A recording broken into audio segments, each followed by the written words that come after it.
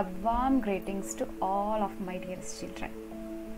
Welcome back to another session of Revised You, the learning platform, where you can access a lot of learning materials both online as well as offline. So we were discussing about animal kingdom. I think you remember in the previous classes we have discussed the general characters of animal kingdom as well as the common features of animal kingdom.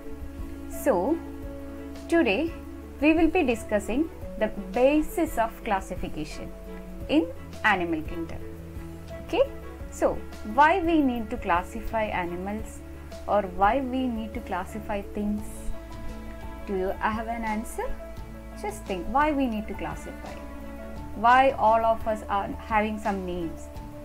Because classification helps in better understanding. There's a lot of things, there's a lot of animals, plants, etc. in the world. So if we classify them, it will be easy to understand, right? So today we are going to look the basis of classification. So in spite of differences in structure and form of animals, there is some common features also. Do you understand? Yeah. There's a lot of differences among animals, but there is a lot of common features also. So using this, we are going to classify animals. So let's look what are the major basic points of classification. Okay, let's see. The first one is arrangement of cells. All animals are composed of cells, right? So we are looking in what way the cells are arranged. It can be the cell or it can be solitary or colonial cells, that is a group of cells, or different types of cells, or like in what way, in what order they are arranged. Okay, so arrangement of cells is a major point. Second one is body symmetry. If we cut a round thing into two equal halves, we can say it is in a bilateral symmetry. We cut through the central axis. In the second picture, it was not in a symmetric manner. So, like this, each animal has a body symmetry. If we cut our body in the straight axis, central axis, we will get equal parts, right? So, the third one is nature of coelom. Okay, what is coelom? Do you know? Do you know the meaning of coelom? Let's discuss. No worries. We are going to discuss all the things. Okay. So, it is a body cavity between the body wall and the gut wall, right? It's simply a body cavity. So, the nature of coelom can be taken to classify animals. The fourth one is patterns of digestive and circulatory or reproductive systems. So, we have a digestive system starting from our mouth, esophagus, stomach, intestine, likewise. Okay, in the case of insects, it starts, they have mouth, esophagus, crop, and some structures like gizzards. Okay, so there is a difference in digestive system also in each animal, right? See, next, the circulatory system. What type of circulatory system is of us? What type is that? Yeah, we have a closed circulatory system with blood flowing through blood vessels, right? But in the case of insects or other lower organisms, they have an open circulatory system where there is no ducts or vessels for the body fluids to flow. Clear? So, patterns of digestive, circulatory systems also play a major role in classification. Now the third one, in the fourth point, reproductive system. Definitely, reproductive systems of each and every animal is different, right? We have a well developed reproductive system with external genitalia and some reproductive organs, some hormones, etc. But in lower organisms, it is very simple. Okay, like mollusca, insects, And if we look into the cases of sponges, it is very simplest. So each and every animals differ in reproductive system also. So these are the major points which is taken to classify animals. Okay. So I repeat, these are the main features used for the classification of animals. Now, apart from these main features, there is a lot of other points considered in classification of animals. What are they? Let's see. Animal world is very interesting. As you can see in the picture, the first one is an aquatic environment and the second one is aerial environment, right? The birds are flying. The third one is a terrestrial environment. Let's see the first picture. It is an aquatic habitat. Aquatic habitat can be both marine and freshwater, like for example fishes, turtles, etc. Marine organisms are seen in sea water. Freshwater organisms are seen in ponds, lakes, etc.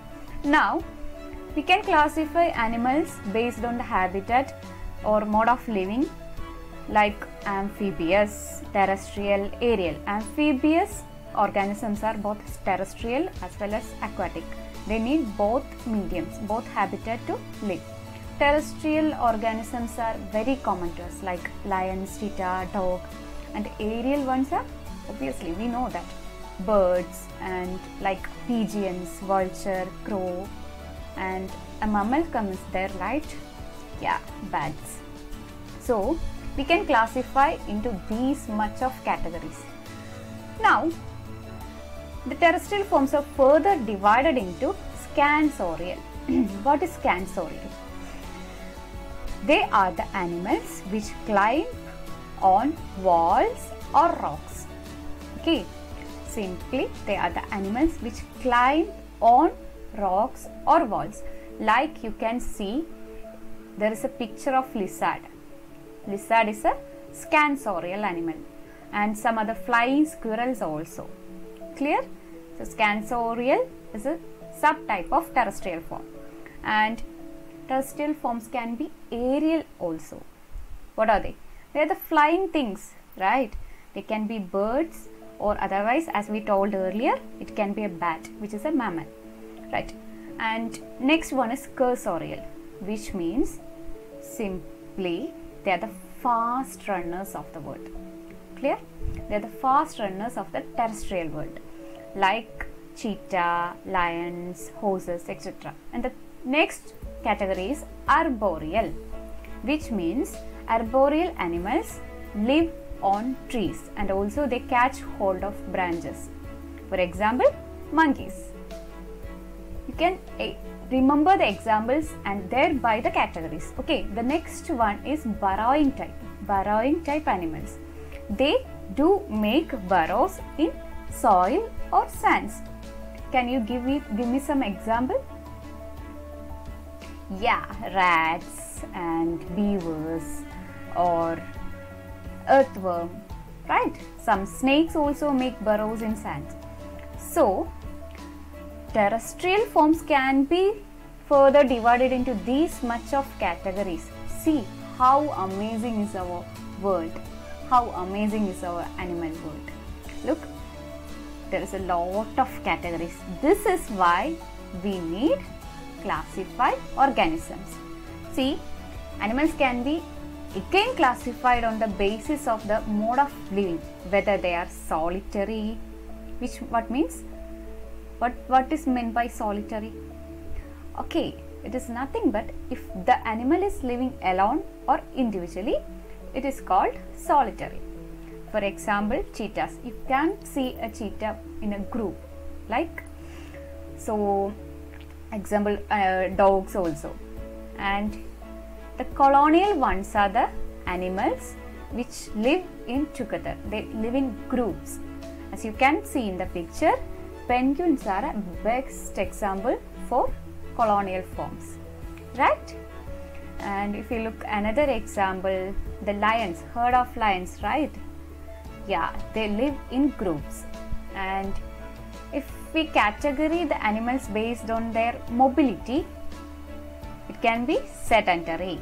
we have discussed this case of sponges in the earlier sessions, where the adult form of sponge is sedentary. It can't move. It is sticked onto a surface, right? But the larval forms are mobile, which is free swimming. Yeah, the next category is free swimming. And free swimming forms, another examples includes turtles, fishes, etc.